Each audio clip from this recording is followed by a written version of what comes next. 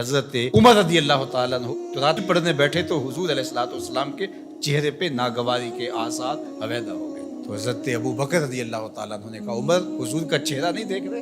تو انہوں نے پھر تورات کو چھوڑا. حالانکہ تورات منزل من اللہ کی کتاب، لیکن جب قرآن آ گیا تو اب ختم.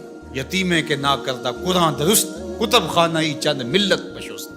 جب حضور آ گئے تو ساری کتابیں منسوخ ہو گئیں، جو منزل من اللہ تھی وہ بھی منسوخ ہو گئیں. تو ہم یہ مشرقی روایات، یہ مغربی روایات، یہ خاندانی روایات یہ کدھر سے آ گئی؟ جب حضور آ گئے تو تورات، زبور، انجیل اور صحیفے جو اللہ نے اتارے تھے وہ بھی منسوخ ہو گئے. تو میری اور آپ کی رسمیں کدھر رہ گئی؟ اور رضیت باللہ ربا وبالاسلام دینا وبمحمد نبیا. یہ صبح و شام 3 مرتبہ کیوں پڑھنے کا کہا گیا؟ اسی لیے کہا گیا کہ یہ لفظ ہی نہیں ہے، یہ ہمارے اندر راسخ ہو جائے. رضیت باللہ ربا، ہم اللہ کے رب ہونے پہ راضی ہو گئے، بات ختم ہو گئی.